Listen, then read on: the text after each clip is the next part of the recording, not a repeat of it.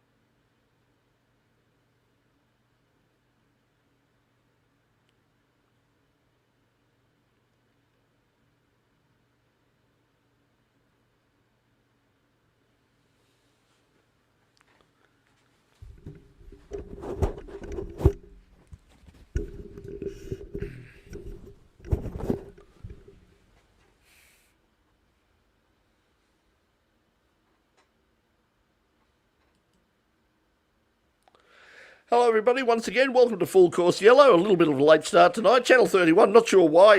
Not sure why they were apparently late. I'm not sure. Pete, give us are we still on air at Channel 31 at the moment, or have the show finished? I turned it off. and so have many over the years. Anyway, thanks for joining us. We'll be talking about all sorts of things, motorsport, and of course the chaos last night. If you're here in Victoria, in Melbourne in particular, I hope you survived last night reasonably well. We sort of haven't got too much damage to report at this stage. A little tiny bit of damage here. I've fared a lot better than some of my neighbours did. So to anybody who had suffered some major damage last night in that incredible storm, our thoughts are with you at the moment. And good luck with dealing with the insurance companies as well. An act of God, I believe. I don't believe in God, so I don't know who else you blame then. But anyway. So, anyway. Oh, and sympathy out to the people in Sydney that they went through it. Their coldest day since the 1980s. 10 degrees only made it today. Well, that's funny because the last coldest day the previous coldest day, I was actually up there on that day. I think it was 12 degrees or something, and you'd have thought that you really would have thought that the world was coming to an end. It was.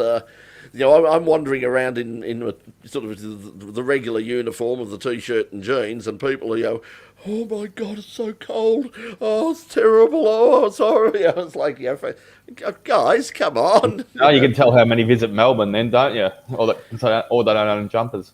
Yeah, if it rains for more than 4 days in a row in Sydney, the suicide rate doubles. So, poor things. We'll get the violins out. Yeah. But anyway, hello to anybody. Cheap apartments. Yeah.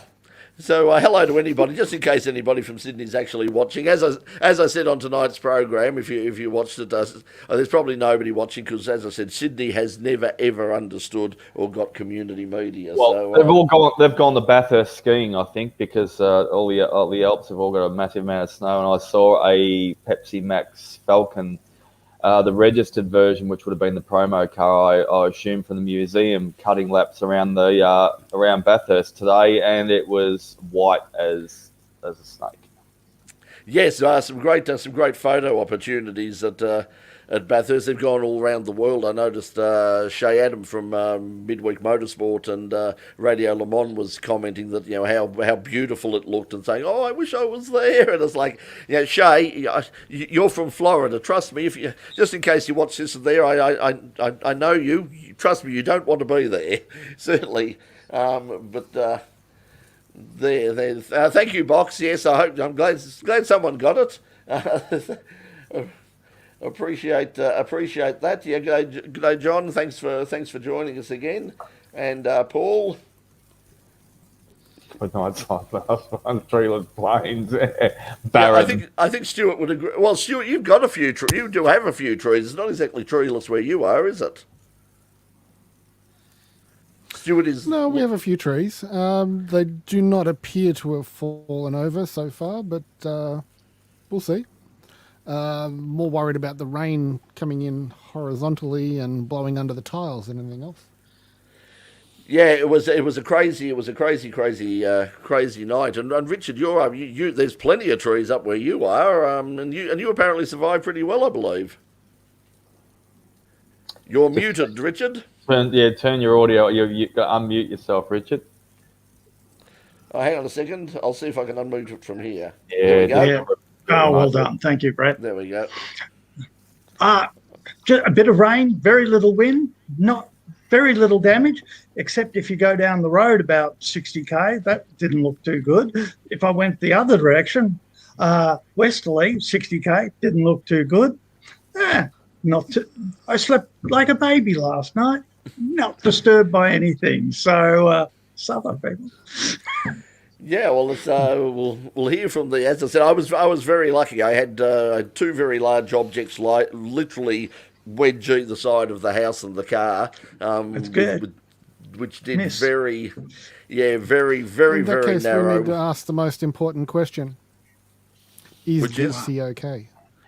Yes, lead was literally that far. I couldn't slide my hand in between the structure that came over and Getsy. It was that close, and the car next door got whacked. But yeah, it was that close.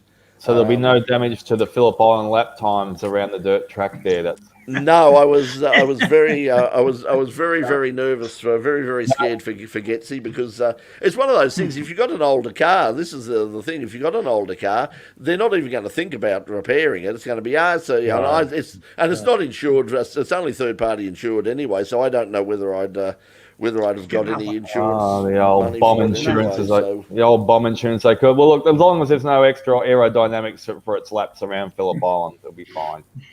That's the main thing. And go, Richard. How are you? Richard Catchlove joining us. It's Richard. Hello. Yeah, good to catch up with you. Yes, we did. Yes, I did watch. Talking of bad weather, It was a 6. It wasn't. Nurburgring. It was a 6. Yeah, it was. You said. Well, I agree with you, Brett. It wasn't a 24-hour Nurburgring. It was a 6-hour Nurburgring, wasn't it? Well, I think 9.5 all up they got in the 9.5 hours that they got in the thing. But it was, I mean, the rain was torrential, and it was, let's stop the race and we'll wait for the rain to stop. And then the rain stopped, and then the fog rolled in, and the fog was just ridiculous. I mean, you couldn't see your hand in front of your face. And even when they restarted at 12 midday the next day, the fog was still incredibly thick. But I really did sort of, watching the whole thing. Again, it's one of those. I know our mate Christian has been and flagged at Nurburgring 24 many times, and he loves. He says just a fabulous meeting. It is one of those meetings I certainly would like to go and certainly like to go and see one day. While I'm still fit enough to go and see it. But of course, you need something called money for that, and at the moment, as I said, the budget doesn't run to Phillip Island, let alone the Nurburgring. So, oh well, Christian was watching it like we were. I mean, I was watching the YouTube live stream as well too that you put up, Brett. Thank you for that on the in-pit lane. So always great to tune into one of those. And I was watching the next assessment, half an hour's time, and it kept on assessing half an hour after half an hour, etc. But I saw Christian did make a comment on one of his social media accounts. He spotted an Australian flag on one of the flaggies. That was his Australian flag. He's left a few mementos of his presence there at both the Nurburgring and Le Mans with various flaggies to graffiti. I think it's called. Another name for it, isn't it? Graffiti or. Well, I'm not sure. I know that there's somewhere around Le Mans. There's I believe there might be an in-pit lane sticker or two somewhere. But excellent, Smithers, excellent. But anyway, let's talk about the weekend. Well, Formula One was at Baku. We said last week, Baku always seems to throw up an interesting race, and it didn't start off all that interesting, but by God, it finished interesting. Pete, Pirelli have put out. I got the Pirelli press release, and the Pirelli press release said that it's a mystery. It's there, but we initial investigations lead to some sort of cut or some sort of debris rather than a structural failure of the tyre. But gee, when you have a look at both of those incidents with Lance Stroll and Max, you'd have to wonder, wouldn't you? It's and they were both at around the same period of time of use, weren't they? I mean, back 31 laps for Lance and 34 for Max. Yep, and same spot, and I think the same location on the tyre. And there was no warning. There was just went boom. But all my other theories went out the window. Lewis still had trouble warming up the tyres, but it didn't penalise him as much as it did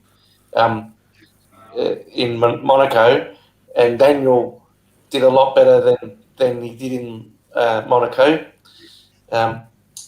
Except for the at the end when they pushed the button on the brake and made the brakes too hot, and then Lewis went up the escape road. Yeah, that was my other theories went out the window.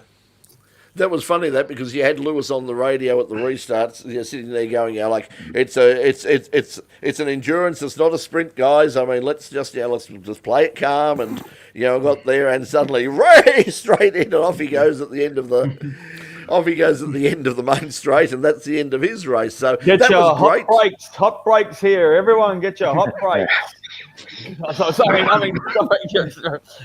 He must have taken hot pies. Hot pies, get your hot pies. And they're not too hot at the moment. From my racing. Hot pies haven't got a coach at the moment either. Hot pies, cold pies.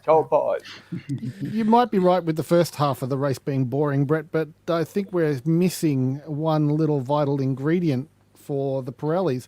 I mean, if we have a look at some of the footage that the cameras, because they kind of cover the tyres on the back of the truck to bring the broken race cars back in. But it seemed to be, it was the inside edge where the sidewall meets the contact patch where they tore open. So I'm wondering if perhaps there's a bit of curb somewhere at Baku that when the tyre is being pulled sideways, the contact patch is flat. If you're running over a curb on the left-hand side of a left-hand corner, maybe there's a rough spot and only 2 people ran over it. It's one of we've got to look at that as well.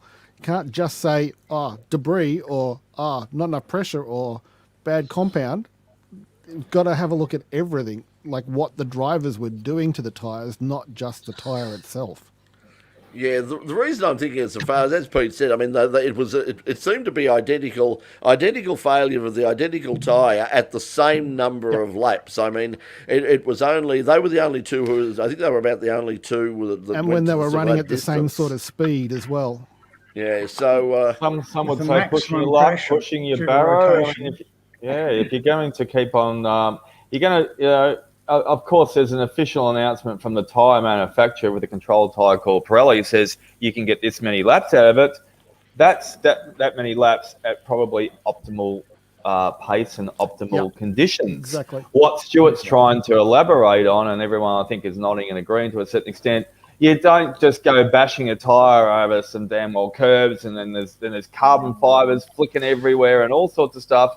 There's so many variables that can actually stop that tyre from making it to its optimum laps. Yeah, mate. Didn't we have an issue with touring cars about two and a half decades ago with them running over curbs and destroying tyres? Yeah. I think it was Moffat and what have you who suffered. Yep, and they tried to bring in, without going, you're absolutely right, Stuart, but bringing in... and they changed the surface of the curbs at Sandown. Oh, look, yeah, and the other thing is, have a look at Gold Coast. Every single year, there's those tyre bundles that they ripple strips. Those ripple strips and those tyre bundles, they go down that back straight year in, year out, and ever since I've been going on the surface and back in the Indy days, They've always done it. And Stuart, that's just that was the classic example. This is the modern example of how they do it. Oh, and yeah. they've tried bringing in those because they've got the GPSs under their cars, and obviously that they can black flag them as well now after 2 or 3 strikes when they go over the ripple strips and outside the track perimeter up there at the Gold Coast. But they continue to do it, and every single time you'll see, even if they do, however, get those GPSs within those parallel lines in that back straight at Gold Coast, they still trigger stuff. They hit those tyre bundles. And they end up in the pits with damage and having to basically call the race because there's very little time. You go a lap down at Gold Coast, your race is over. Someone's got some wonderful classical music playing by cats in the background there. Yeah, I'm not sure where that's coming from. We've all got. That might be coming from my television. Oh. Mute time. It's not cats, I can assure you. Yeah, I don't think anybody's watching that movie. No. Oh, that's. Yes, we are. We get. Yes, I think it is coming from Richard. There was a familiar voice there. Yes. Right, and nothing. I've had to move to a warm room. So that's it. So it was. And Daniel, of course, didn't get out of Q2 because he put it into the wall. There, so he's still not particularly comfortable, particularly with that front end of the car. And Lando does seem to be far more comfortable in that car and the way it's set up. And poor Danny Rickers seems to be sort of once again in the position of playing second fiddle again to somebody else, because Zach Brown has basically said to the team, Dan, you've got to adapt to the car. There's only so much we can. There's only so much we can do. That's the car as it is, and that's its inherent traits. And Lando's making it work. So, come on, it's time to show your mettle, son. So, just throwing it out there too, viewers and listeners, email the show at InPitLane, and Brett will take care of it and pass on the correspondence. If anyone wants any rating cards from 1 to 10, let me know, and I'll send them out to everyone. So. Since Australia Post has sort of been on strike the last 24 hours because their motorbikes have all been blown over on their side and they can't get around anywhere, just a rating out of 10, guys, on Max Verstappen's dummy spit. I thought it was quite good, actually. I was rather pleased with that. Kicking the tire. I probably I would have kicked the shit out of an official as well if I was there as upset as he was. You would have thrown the steering wheel out as well too? Oh, absolutely. And I can do it now. I got a quick change steering wheel. Well, there you go. It's the most expensive thing on the car. Exactly. Well, imagine. I only had a couple of chunks. Which car is this on? I've got to ask now. Max I've got a Highlander. when sorry. Yeah. Uh-huh. So we still don't have the clubman on the road yet. No. I need a shed to build that in. I still don't have a shed. It's an ongoing story. Cheap. I'll put a Chrysler V6 in it. I was going to say there's a few sheds blowing around. You could just grab them. Yeah. grab the one that come in. Just grab them to come on. Yeah. If you'd have come here yesterday morning about 2:30, I mean, you could have taken a very slightly used or more than slightly used shed home with you. I mean, but it wasn't. Thankfully, it wasn't big enough to. It wasn't big enough to build a car in. It was only a little garden shed. Just go outside and damage. Go outside and just take your pick, Richard. Yes. I have to do a few other minor things before I build the shed. Push a bit of soil this way, push a bit of soil the other way. It all takes time. I prefer to have the car built first and then build the shed. Yeah, that's my story. So is it true they come like they're made by IKEA, like all flat pack? Yeah, you can get them. Yeah. What, sheds? No, cars. The clubman. And 30 Allen keys. Okay, so what other news have we got? I mean, tyres. I happened to watch the Indy 500 and see the tyre bouncing off the top of a race car, and it's like, halos, windshields. Good idea after all.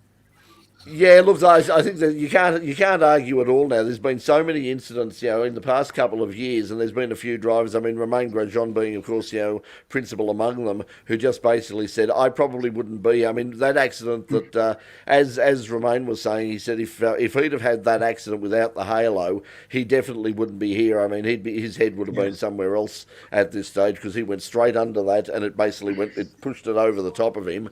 If he hadn't have had that, it would have taken his head clean off. It certainly would have knocked him out, and he wouldn't have been able to get out of that fire. So, I'm sort of getting used to them. I think the aero screen, the IndyCar aero screen, looks better than the halo, but you can't argue with the halo. The thing about the halo is it's one of the sticking points and one of the things that they've discussed for the new generation Formula Ford. They had Cam's had an online discussion forum the other night where they talked about the future of Formula Ford. Having that Formula 4 was such a unmitigated disaster, they've now gone back and said, perhaps Formula Ford wasn't such a bad idea after all. The problem being, of course, and as they pointed out, the complication with it all is that you really now have to have a car that is going to be FIA safety approved, and whether you can do that, effectively with a tube frame chassis car or a space frame car, people aren't too sure about. So they think that they can do it. I think they probably can. And if you have a look back a few weeks ago on the show when we did the story on that car that John Crook has built, that Hyper Racer, the Hyper Racer X that he's running at the Super Sprints. That's a really modern sort of space frame car. There's a bit of a few panels on it that are to reinforce things, but it doesn't look bad. I mean, you wouldn't want it to look as as wild over the top as that does, but the theory is there. I mean, there's no reason why you can't have a halo on a space frame car, and hopefully it'll meet all of the FIA legislation. Because the problem that they've got now is if they don't meet the FIA specifications and there is a really big crash, that's going to be a point where they can take people to court and say, hang on, was this car FIA spec approved? No. Ooh, you're in trouble now. Well, that's right. If the technology's there and it's at little cost and it can be rolled out as a concrete specification, as you said, can be legislated and made true, and everyone should be rolled out across the category. So, and just for safety, is everyone's benefit. I mean, you can't help accidents like we unfortunately had to report on last weekend in Moto 3. Racing incidents do happen from time to time, and that's the danger of going into motorsport, as you've always said, Brett. But at least if you can mitigate as much of the threat as possible, then it should be done. Yeah. Now, you might remember if you watched some of our earlier programs on In Pit Lane from the Phillip Island Historic. I think it was all the years are sort of falling together now. I think it was actually last year, 2020. Doc was at Phillip Island for the Historics and spoke to a guy called, some old guy called Greg Murphy. And suddenly there's a guy called Greg Murphy going to race at Bathurst this year. Did anyone see that coming?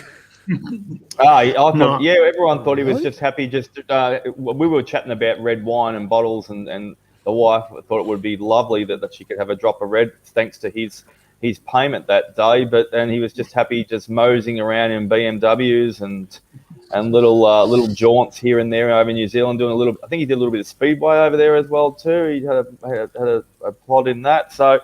But, Mr. Influential Peter Adderton, like it says at the bottom, obviously there's 6 of us on the night, so you can't mow. Wildcard, I'll just use the same. Wildcard's growing. There's wildflowers growing everywhere. And the other thing is Sorry. that they're bringing back is Richie Stanaway coming back as well, which is interesting. I really hope that he does well. I mean, a lot of people keep forget his time here in supercars didn't reflect, apart from sort of his co-driver stuff where he won the Sandown 500. And those sort of things. His time here didn't reflect his undoubted talent. I mean, everyone seems to forget this guy has won his class at Le Mans.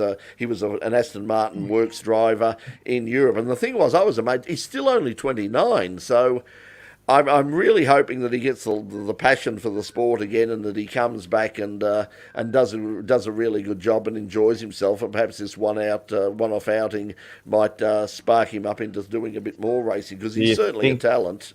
Do you think he'll meet his media commitments? Yeah, that's the thing. I would doubt that. I mean, let's face it. I mean, very few of them, the supercar guys, meet their media commitments unless it's to. He'll meet the media commitments that he has to through supercars, through their, through Foxtel, the supercar line, whatever it is that program. That was a bone of contention last time when he was driving for Gary and Barry. Yeah. Yeah. He failed to turn up for an autograph session, and it wasn't just the straw that broke the camel's back. There was a lead up to it. There was obviously bit of tension in the team leading up to it as well too. It wasn't his first rodeo that he missed.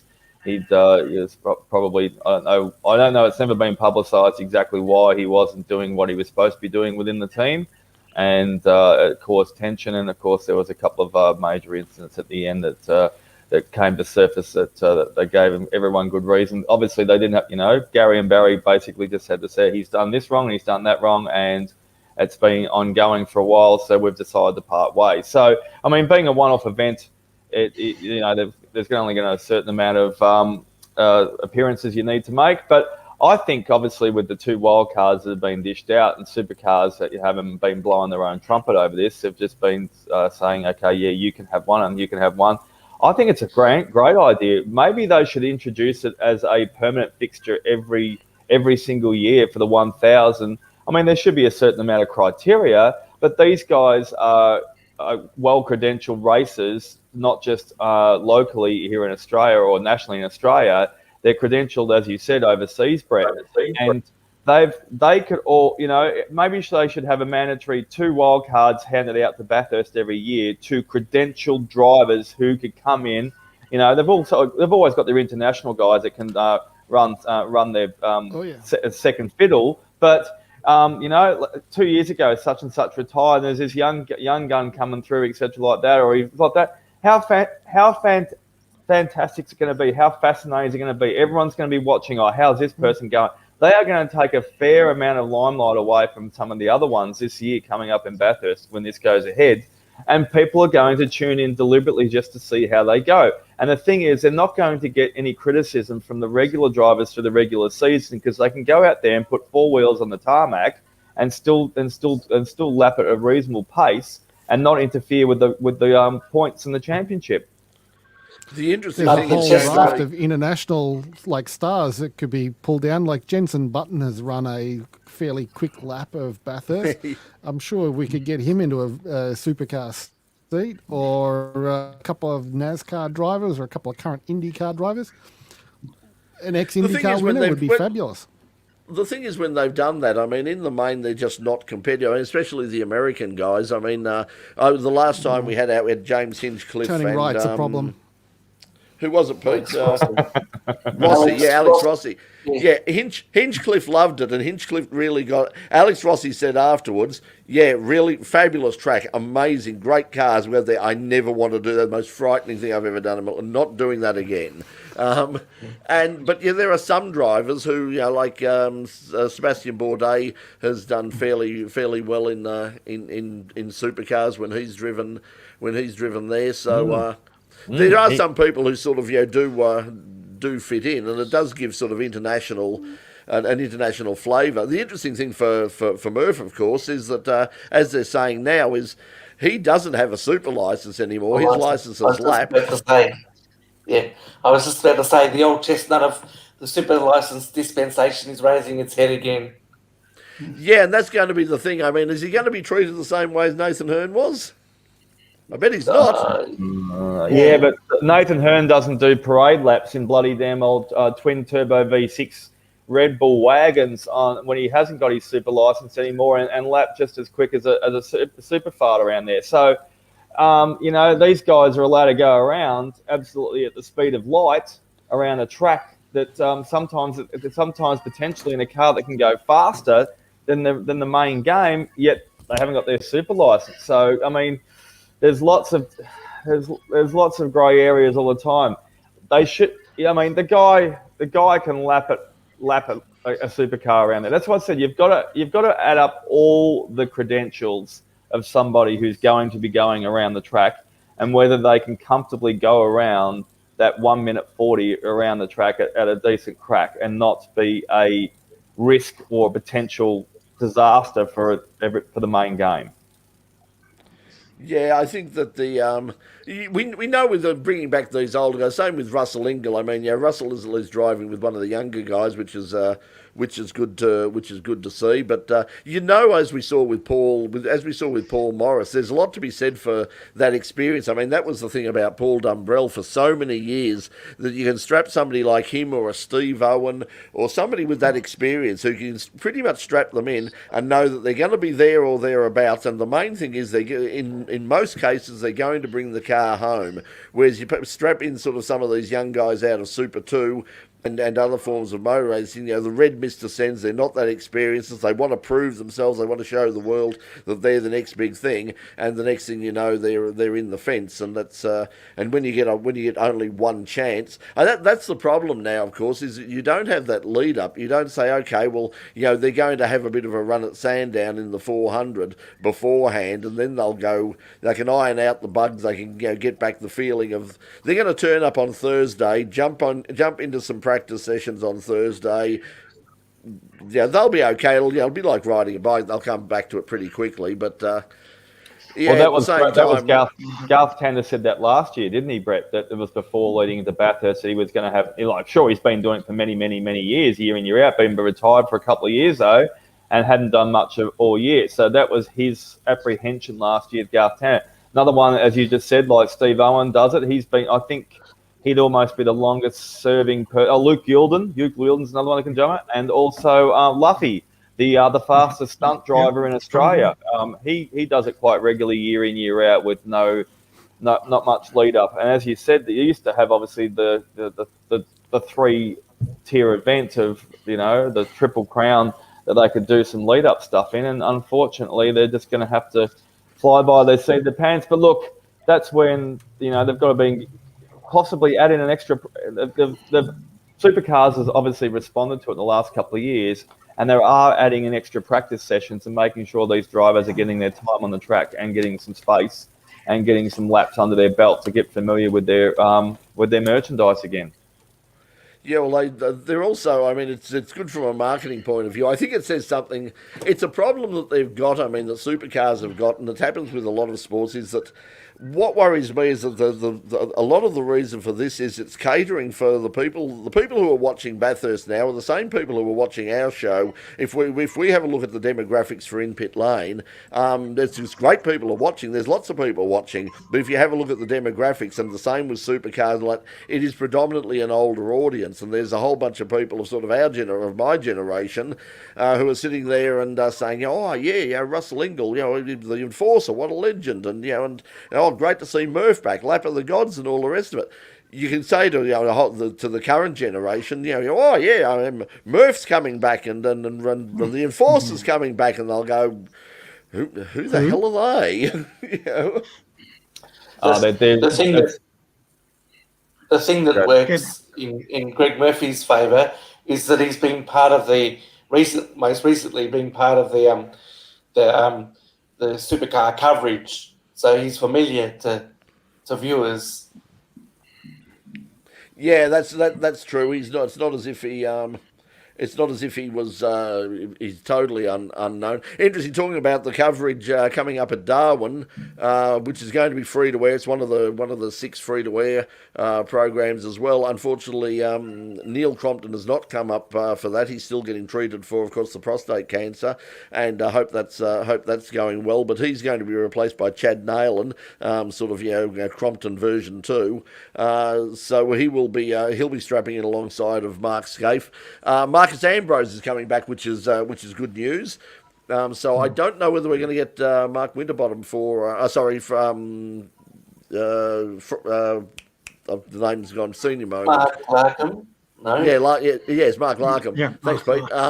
Mark Larkham with his white board. I think we're going to have Marcus Ambrose instead. But yeah, so that'll be interesting. But it will be on free to air television. And what's interesting this time is they're not even going to try and sort of like coordinate between a Seven coverage and a Foxtel coverage. They're just going to stream the Foxtel coverage. The only thing is, and interesting, Jess Yates will be doing the links, and probably Mark Beretta doing the links. But apart from that, you'll just see the same coverage you see on Foxtel, albeit with a whole bunch of extra ads in there.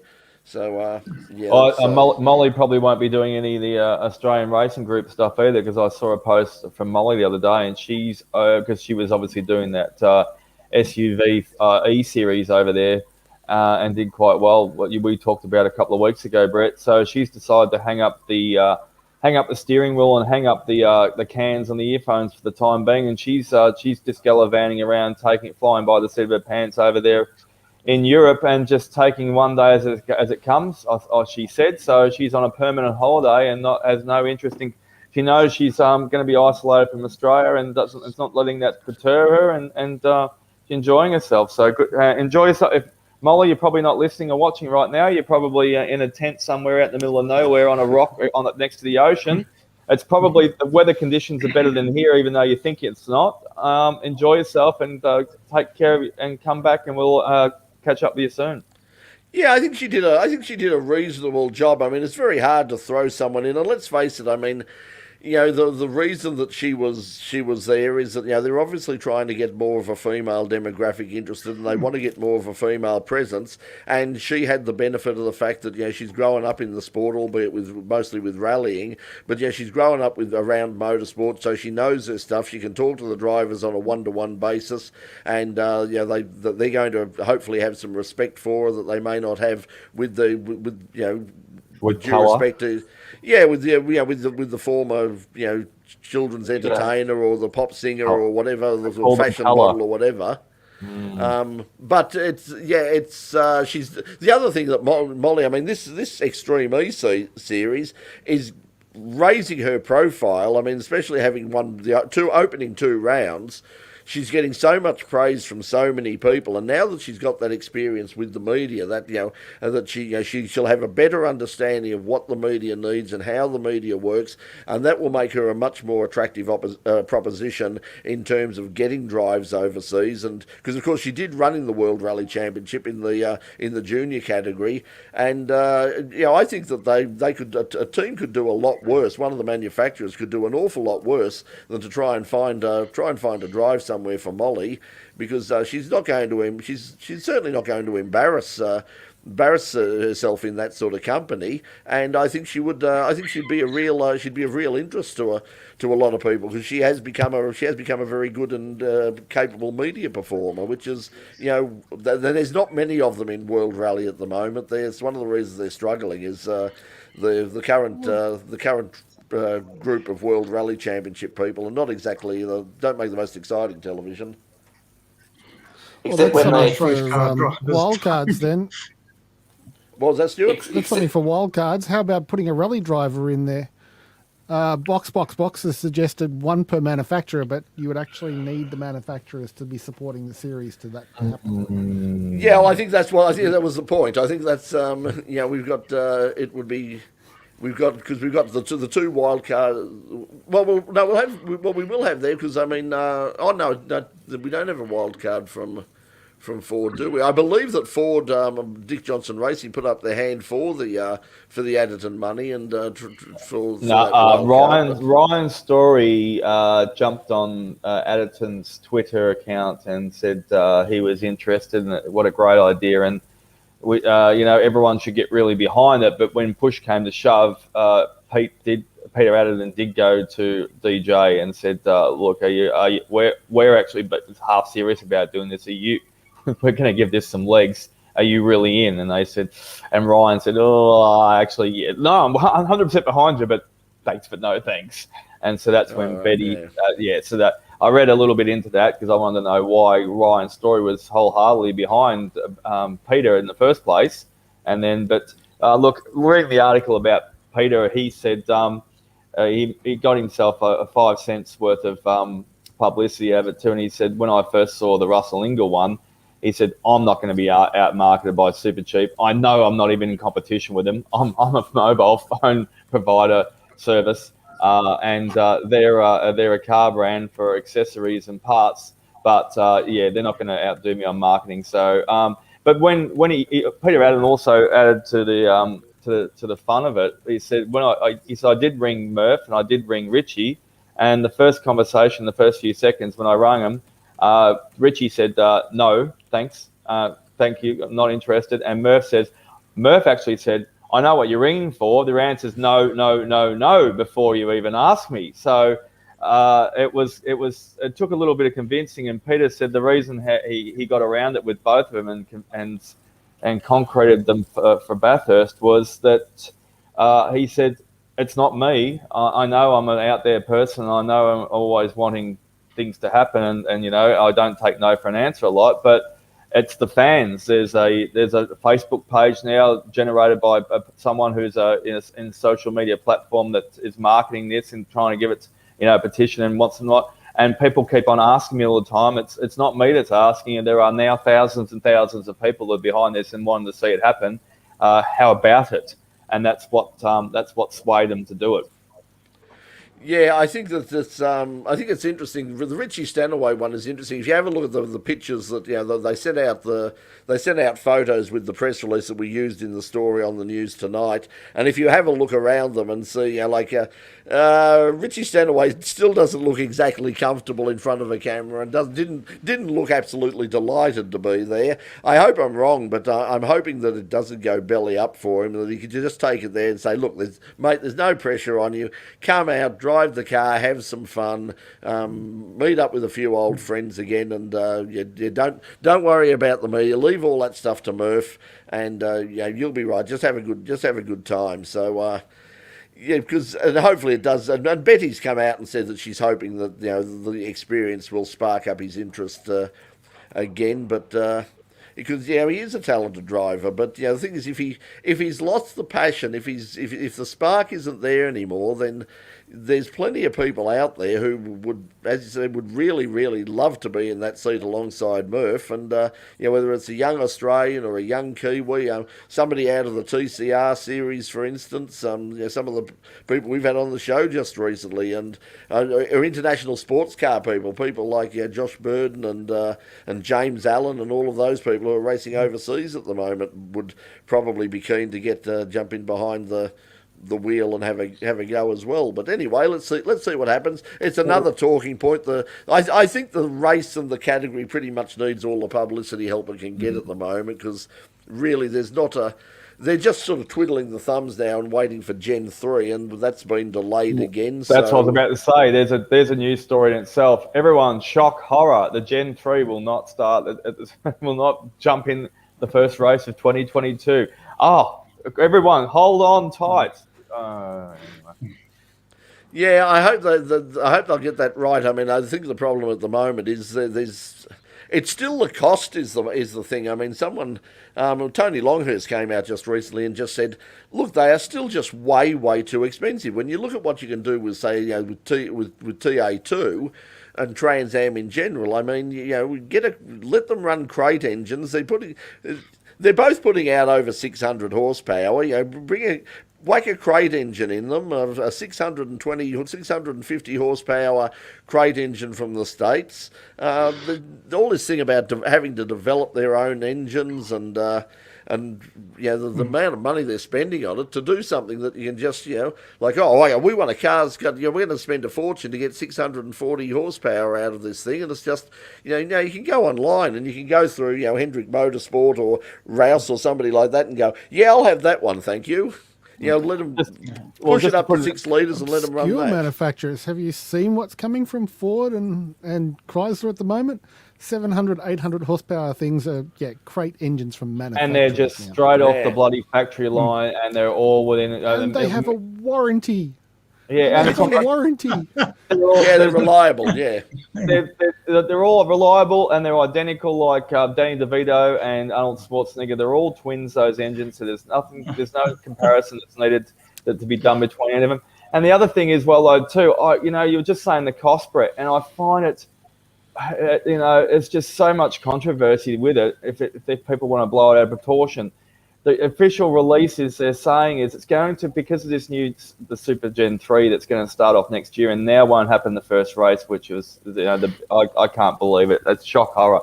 I thought everything was on track and everything was going to be perfect. However, Supercars is now going to charge each team for each particular vehicle that's now in the category a higher entry fee. But apparently the cost overall by the end of the season is going to be cheaper once these cars are all developed and everyone can run them around in the same cladding and the motors that have been developed. So yeah, it's crazy. But how many times have we heard that, though? I mean, in terms of, that was the thing, that was the great promise of Formula 4 and just about everything that we heard. Like, they will be so much cheaper. I mean, once we get it done, they will be cheaper and easier, and they'll be more reliable, and you'll be able to save so much in the way of cost. Same with Formula 1 and everybody. The hypercars in World Endurance Championship at the moment, they will be far more affordable, and when you look at it, sort of within a year or two, they're spending just as much money as usual. It's like like Larry said, when Larry years ago when he came in on the show and said, if HQ Holdens were the premier formula, I could spend $250,000 on one. We've seen that with Hyundais. They're now spending $20,000 on a motor. They were getting them for $100 out of the wreckers when they first started. That's one of the advantages of some of the series, where if you're the person who wins, anyone can buy your motor for a fixed price. I like that. Based on, what was it, Holden 253 mechanicals. Maybe we need some sort of rule that's similar, that I always like that on the track, or the team that finishes last can buy the winner's engine.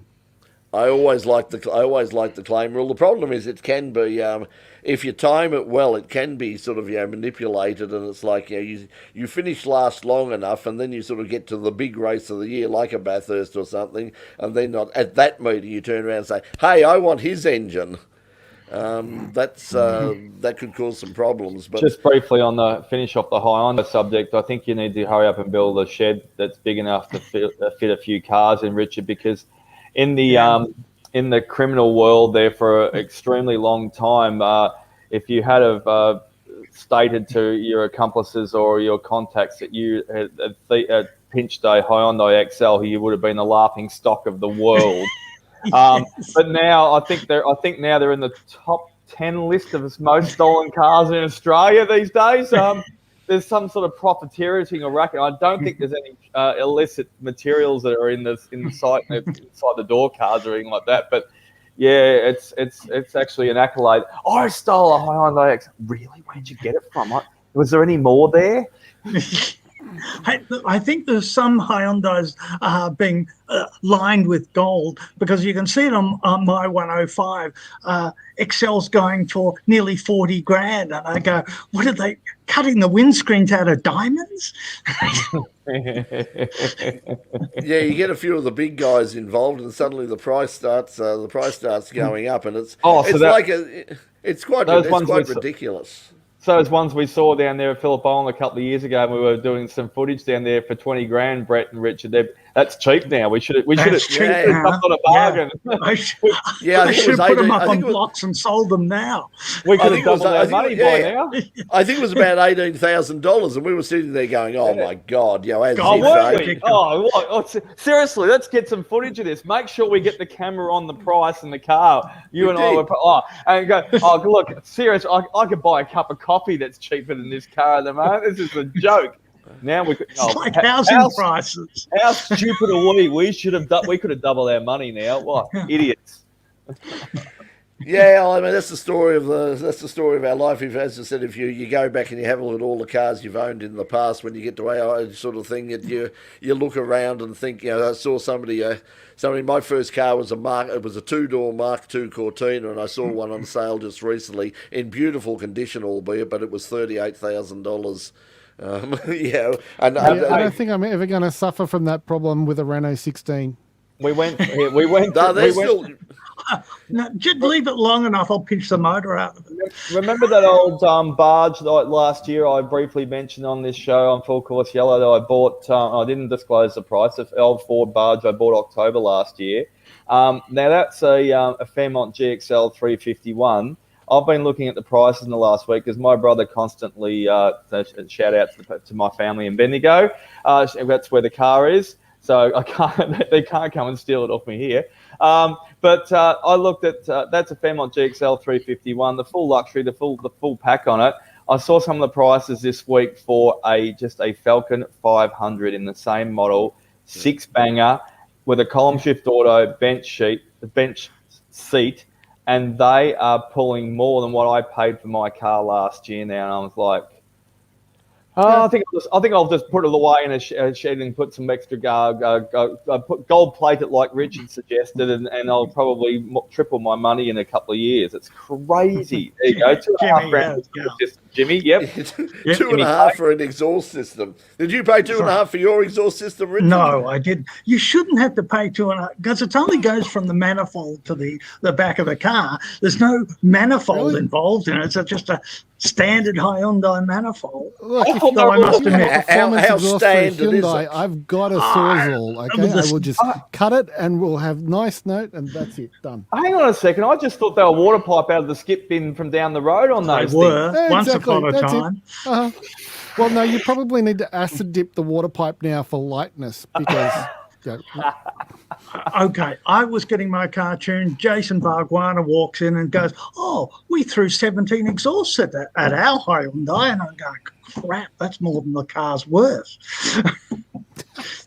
Yeah, and that's the problem. You get there's so many sort of sons of famous fathers and all the rest of it running around there now and doing that, and they're now using it. It is now very much a stepping stone. I mean, when you have a look, I mean, coming up on the show next week, I can announce this now. Cooper Webster, who was the former the S5000, did so well in S5000. I mean, he came from karts, went into Hyundais.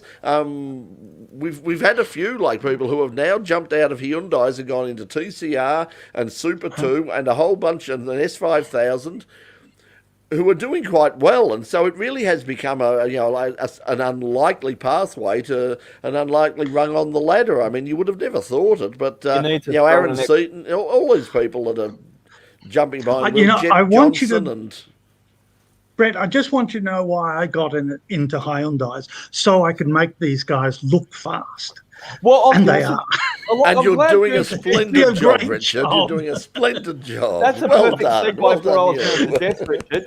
So, Brett, but when you do the show next week, obviously we're in post. You're doing the post production all the time. We can't be in the studio, which is such a shame at the moment because we really had some fun for 1 week. So one week. So please, RMIT, let us back soon. We like to, and everyone jump on board. But next week in the segment, if you do, and you've got Cooper on about that, could you please have a segment, Brett, called Richard's Driving Tips? And just give him 2 or 3 minutes.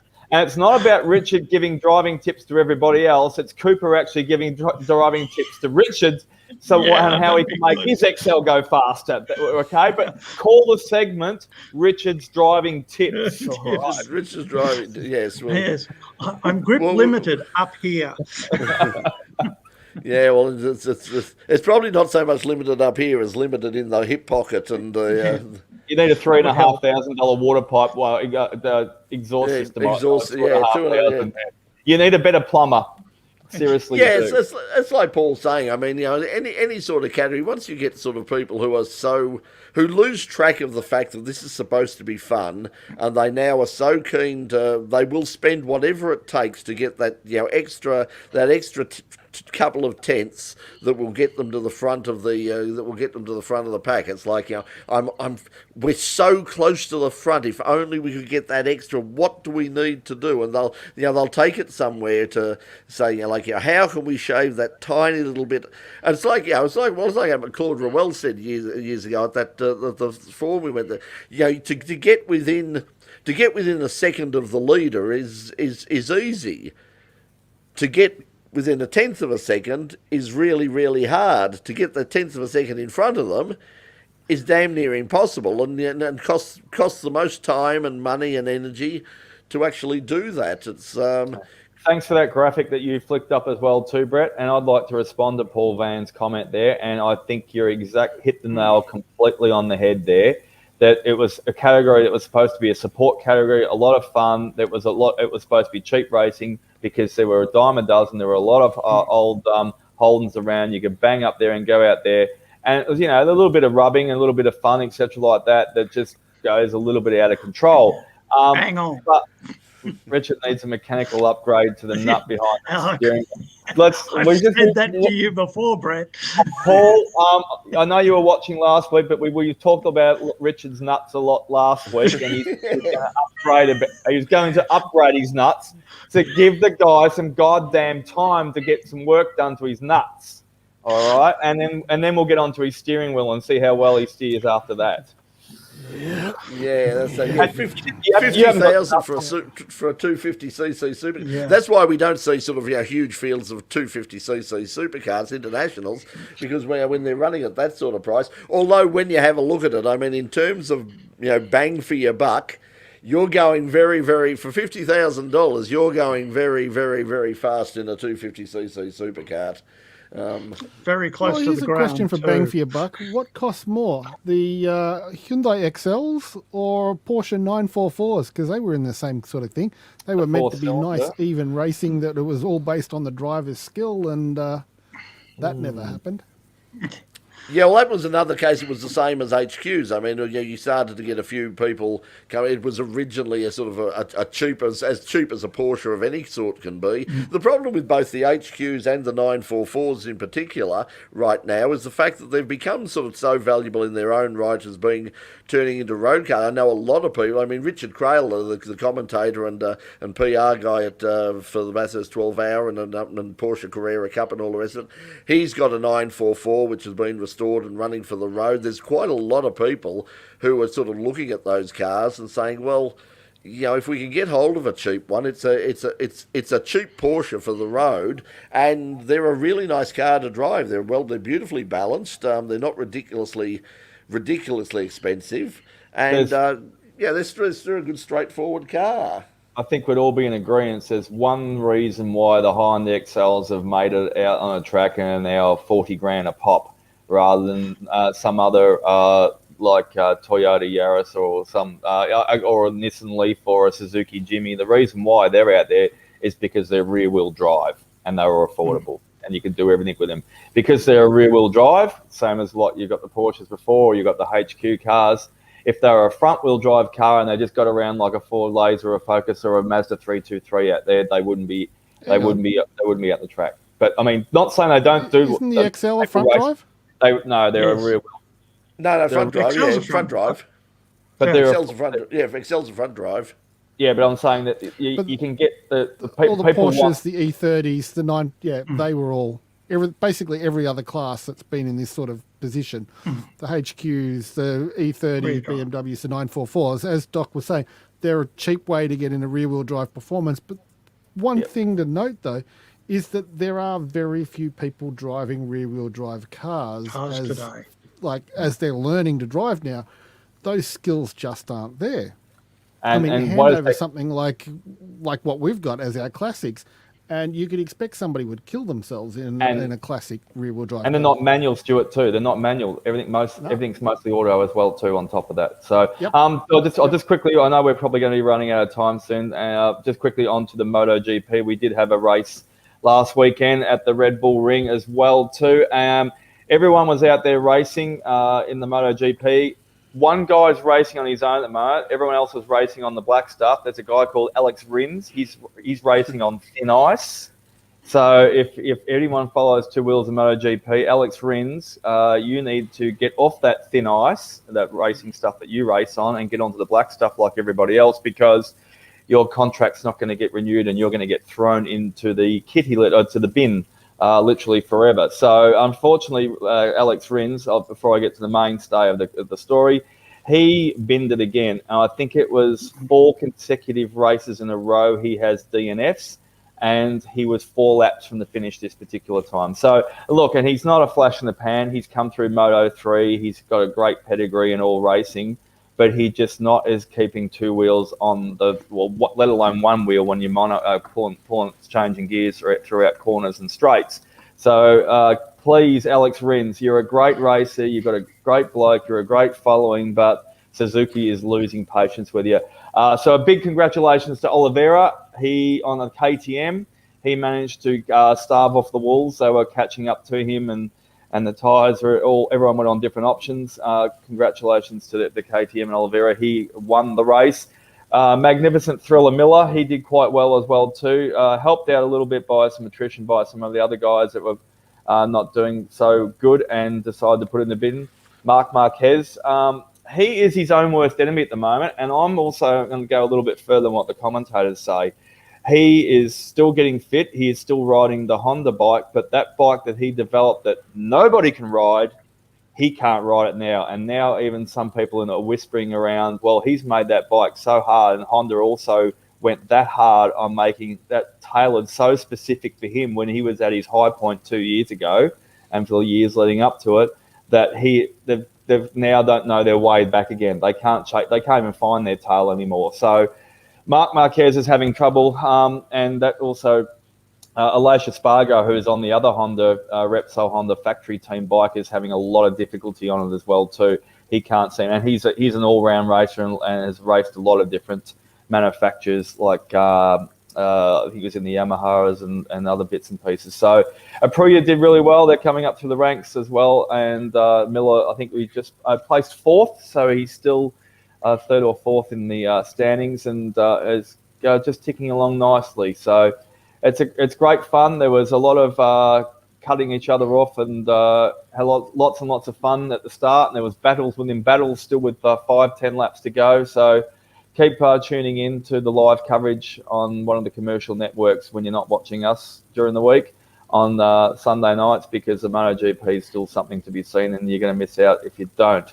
Yes, thank you very much, Johnny RB. Gardner will be on the bike again, and he's obviously got some Red Bull sponsorship, and he's cracking around that track like there's nobody else there at the moment. So it was a good performance by him again. I mean, to string together two in a row. I mean, that's it. I mean, it was a really narrow win the week before. I mean, you can say, okay, that might have been the one, but the fact that he strung together two in a row is really good. And I suppose now that he's signed that contract, he's got that confidence now that he can sort of say that, okay, I'm going to be there. I'm going to be sort of out there next year. I don't have to prove anything. All I need to do now is concentrate on good results and trying to win this championship. And he's now very much a chance of that as well. Jack was really lucky. I mean, Jack was eventually promoted up to third place, because Quartararo, for whatever reason, decided to ride with his leathers unzipped. Oh, yeah, that's right. If anyone wants Quartararo's throwing away chest plates for free. So if anyone needs a chest plate at the moment to go under their leathers, I'm personally good. I've got all my armour underneath my leathers when I ride motorbikes. So thanks, Quartararo. I don't need any, but if anyone needs a free, you're just basically you just zip your top down, and if you're going to throw your chest plate around, everyone will take it. So he has even come out subsequently this week and said he didn't really criticise the decision, because he was giving a 3-second penalty anyway for something else that happened during the race, exceeding track limits and cutting and going across cutting across the shortcut. However, he said this week that he said I should have been black flagged for unzipping my leathers and throwing my chest plate off. So that's great that he's admitted it and down to earth, and everyone can move on from it. Okay, I think we're sort of out of time now. Now, if you didn't see the program tonight on Channel 31 in Pit Lane with our special guest Phil Reid, the top fuel racer, talking about this weekend's Winter Nationals up at Willowbank Raceway. Tune in. He gives, if you haven't seen the show yet, I asked Phil, I said, just take us through a run, tell us what goes on. And he took us chapter and verse through everything that happens in that 4-second run up to 500. And it was fascinating. It was almost poetry. It was wonderful to listen Nelson do, as he took you through everything that goes on. And for those people who think they just get in there, they plant their foot, point in a straight line and drive, and then pull the chute, hit the brakes, and that's it, it's over. No, it's far more nuanced and far more interesting than that, and Phil gives a great description of it tonight. Now, remember that the Winter Nationals are on KO and Foxtel all weekend, so we've got plenty of exciting stuff to watch over the weekend. It'll be just great on the to drags see. too, Brett. Splat is back. Yes. Rachel Splat's a big announcement with her old stalwarts of her sponsorships, so Golf All and the rest of the entourage. So congratulations. And just quickly, I did tag you during the week as well too. We are going to have an Andrew event in February next year as well too here in Victoria. How exciting that will be! Yeah, the Nationals are scheduled to come back to Calder Park in February next year, and also they're starting off a national series starting off in Darwin. And fingers crossed, we might have some interesting news on the event up in Darwin coming up in a couple of weeks here on In Pit Lane. So stay tuned for that. We're all going to Darwin. We're all going to Darwin. Well, you're driving. Yeah, you're driving. Yeah, only if you drive up. Oh, I'll be the co-driver. no one told me that. Mark is just saying we're on Foster. They're on KO on the streaming service. I'm not sure if you flick around where they are, but it's if you go to the Willow Bank or the 400 Thunder Facebook group. They will give you all the details of where it's on, because they're covering basically all right through the weekend, qualifying runs and everything right throughout the weekend. So it's going to be fantastic coverage, and I'm really looking forward to that. It'll give us something to do. Well, we're not quite locked down as much anymore now, just semi locked down, but we're locked down enough. Limit. What's lockdown? Yeah, yes. Yes, there's Richard who's out. Hey, what's lockdown? Lockdown, Richard, is when all the trees from the weather we've had falls around your house and you can't get out your driveway. No, I think You just Richard's get out a chainsaw and you've got wood for the open fire. For the fire, yes. Screw you. As once again, now as Russell is pointing out, and as we pointed out tonight, there is 20 days left. Today marks the 20-day period.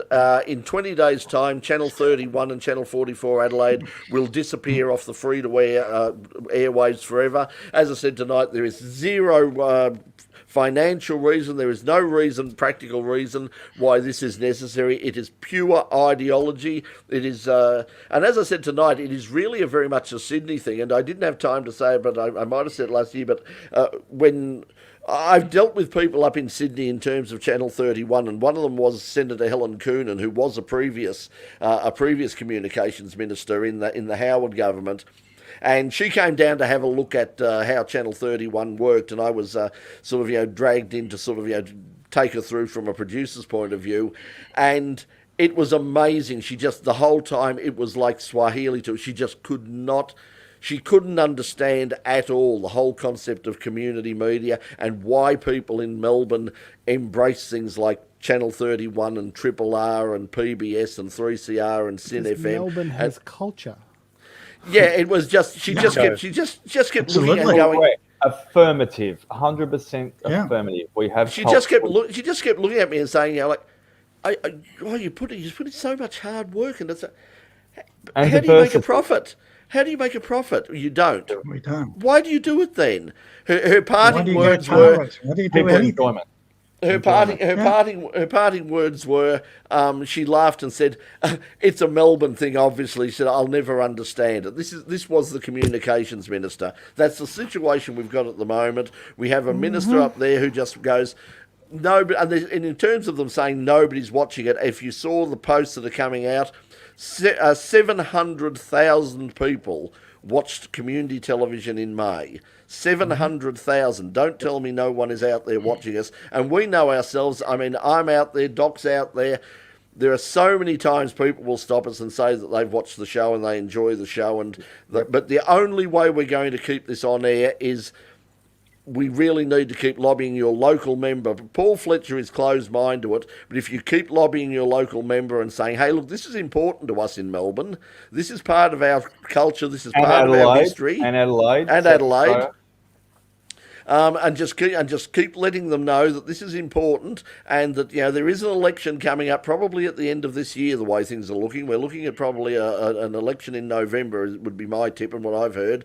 So if we've got a November election coming up, it could be tight, and they're going to be looking for every vote they can get. So please contact your local MP and just say, hey, we want to keep community television. Just give us another extension, at least until everything is changed, and it's a long conversation for that. So okay, everybody, thanks a lot for. Thanks a lot for you there. Thanks, Jimmy. Thanks, Jimmy. Mark. Thanks, Russell. Thanks everybody. Box, everybody Thanks who's all the watched the. Who watch the show. We really appreciate your support, and whatever happens on Channel 31 in Pit Lane in some form or another, we'll try and continue on, as I said. But we really do want to stay. As I always say to people, this is not a podcast. This is a television show, and to be a television show, you've got to have television. Okay, thanks a lot for joining us. We'll see you next week, 9:00, as I said, next week on the program. Cooper will be joining us to talk S5000 and some exciting news coming up there, and a whole lot more. We'll wrap up all of the weekend's racing as well. But until we see you again next week on Full Course Yellow, thanks for joining, and from all of us, we will now press the magic red button and say good night. Good night.